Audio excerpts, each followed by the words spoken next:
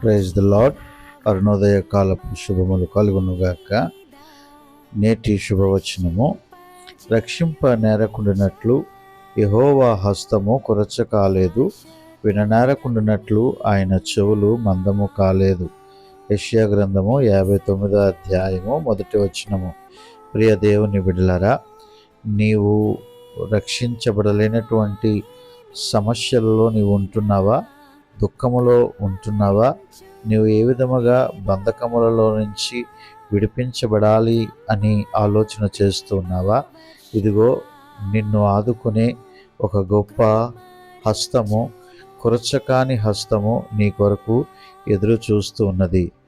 ఆ హస్తమునకు అసాధ్యమైనది ఏదియూ లేదు. అదే యెహోవా హస్తము.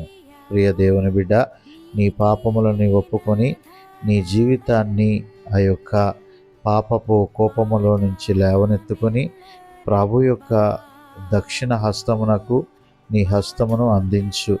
ఆయన హస్తము ఎన్నడను కూడా కొరచ కాలేదు. చాచిన చేతులతో ఆయన నిన్ను పిలుస్తూ ప్రేమిస్తూ ఉన్నాడు. ఇదిగో ఆయన చెవులు నీ మొరను వినటానికి ఎన్నడను కూడా మందము కాలేదు. అది మనుషుల చేత మలచబడినటువంటిది కాదు. ఇదిగో నీవు తప్పిపోయిన కుమారుడు వలె ఆయన వైపు తిరిగినప్పుడు ఆ తండ్రి తన గొప్ప ప్రేమతో నిన్ను రక్షించడానికి సిద్ధముగా ఉన్నాడు.